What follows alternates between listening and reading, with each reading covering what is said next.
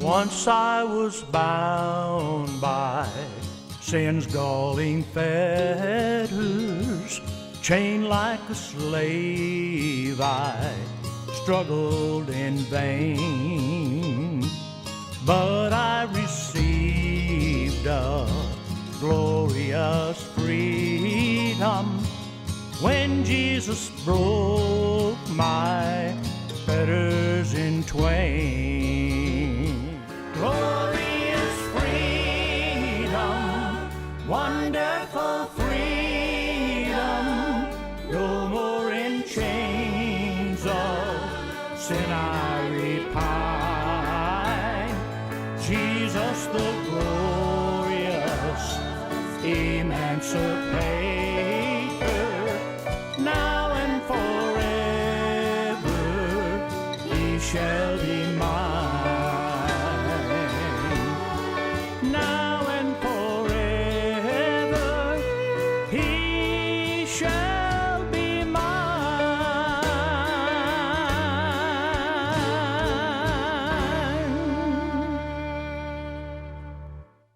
It's a joy to be with you this day. We've been doing some simple lessons on little foxes that spoil the vines out of Song of Solomon, chapter 2, verse 15. If you missed some of the lessons, you can certainly go back and pick them up. And I think they'll be a blessing to you. I pray that they will. We're going to do a simple lesson today in Jeremiah chapter 50 and verse 6. These are little gray sins that we're talking about, little things that maybe you don't think much of that can cause great havoc in our lives and in our family. One of them is restlessness. You meet people that are so restless. Jeremiah said in chapter 50, verse 6, "My people have been lost sheep. Their shepherds have caused them to go astray." Now listen to this. "They have turned them away on the mountains. They have gone from mountain to hill. They have forgotten their resting place." You know, our world is full of constant turmoil and confusion. Everywhere you look, there's certain areas in our lives that are touched by a lot of this stuff, and some we just listen to it anyway. But we need a place that we can find rest. If you don't, you will be a nervous wreck. Jeremiah spoke of this resting place in his life, and I'm going to try to share with you some places where you can find rest, because I'm positive in your life, your phone's constantly ringing, people needing things, wanting things. Our greatest phone calls called spam risk. Oh, aren't they a blessing? They constantly ringing, and it just seems like you can't find anywhere that you can rest. Simply sit down and rest, and you'll be surprised where some of these resting places are. One of them is your work. Oh, you say, "Oh no, Brother Martin, I can't find any rest at work." Well, Solomon said in Ecclesiastes 3, verse 22, "Whether I perceive that there's nothing better," listen, he said, "I perceive there's nothing better than that a man should rejoice in his own works." Now, if the wisest man said we should enjoy our work, maybe we ought to find satisfaction and stability. You know, work brings that into our life like nothing else can do. The joy of achievement, to know that you have done what you set out to do. Sometimes the challenges are difficult. The feeling that you contribute gives you rest. My grandpa used to tell me, "Boy, the hardest workers will rest the best at night." And he was right. The harder I worked that day, the more I rested at night. I slept like a log because I was so tired. And I felt like, hey, listen, this really was resting. Next morning I woke up ready to go again. Man is cheated if his work only pays him in money. If you only feel achievement from money, you're missing the whole idea of work. Work is to bring a joy of achievement in your life. And if you don't feel that, you're on the wrong job. Another place you can find rest is at your home. If any place ought to be a place of rest, it should be our homes. You know, our children go out and they are out in a world every day that's out to destroy their lives. You can't get on the highways. Everybody's mad at everybody in the other car. And it just seems like what a joy to get home. My wife and I traveled for 35 years in evangelism. And I remember last year we were gone 7 weeks in a row.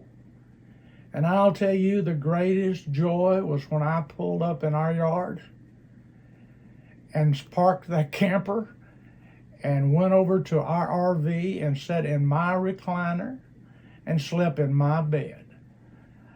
Home really was a place of rest for us. And I think I'm not complaining about the 7 weeks. I thank God for those churches that had us in, but I sure was longing for home. You say, well, Brother Martin, my home's not that way. When I go home, I'm worried. I know what I'm going to get into when I get home. I know there's going to be problems. Well, then work on it. Well, let me share with you a few thoughts about how to make your home a place of rest. One thing is you can be a part of bringing peace into your home. You know, if it means sitting out in your truck for a few minutes or your car for 5 or 10 minutes till you can calm down from what happened at work. Maybe that last person you did the work for was just a griping, complaining individual. If you don't take a few minutes before you get out of that vehicle, before you go in your home, you're going to bring it right in the house.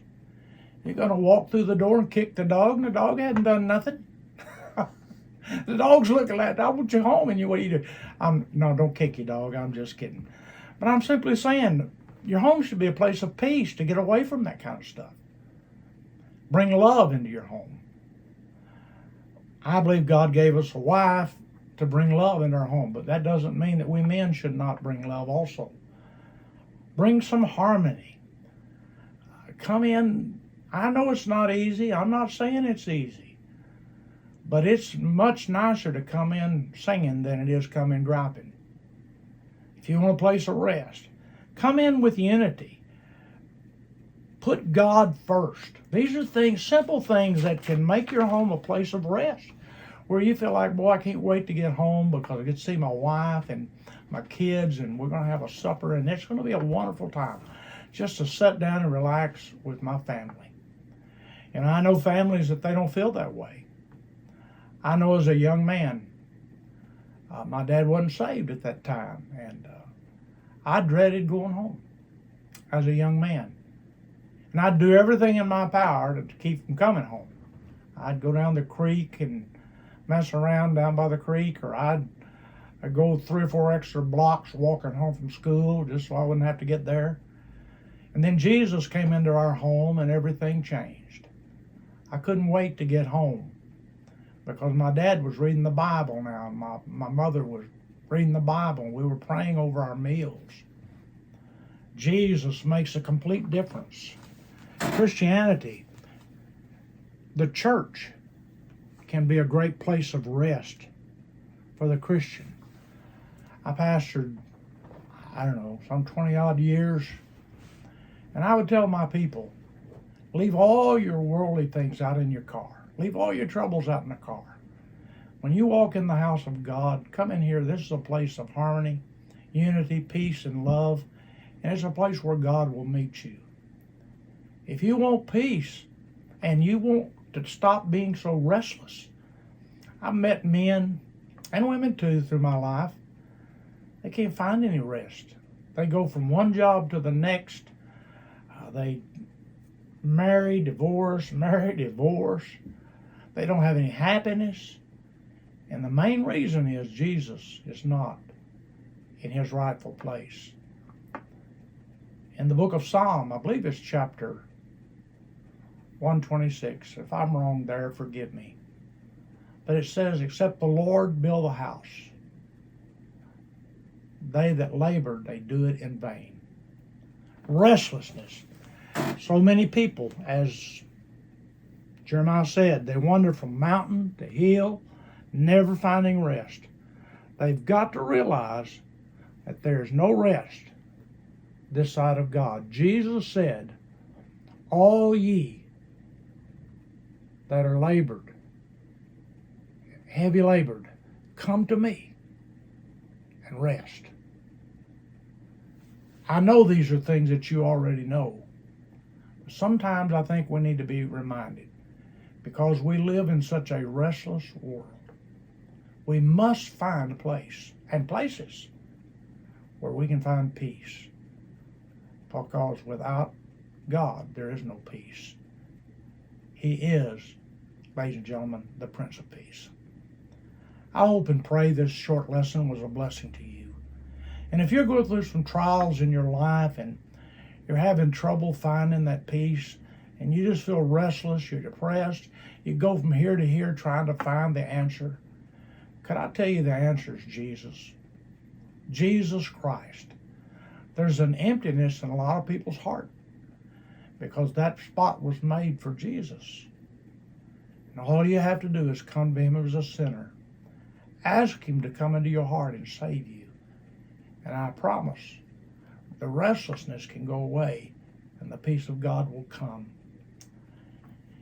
If this short lesson was a blessing to you, I want you to put on our podcast the likes and the things you disliked.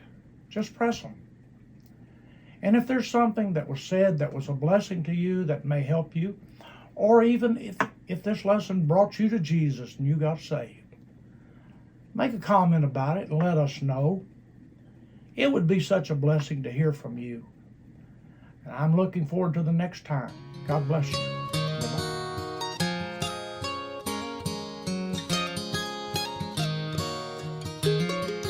Once I was bound by sin's galling fetters, chained like a slave, I struggled in vain. But I received a glorious freedom when Jesus broke my fetters in twain.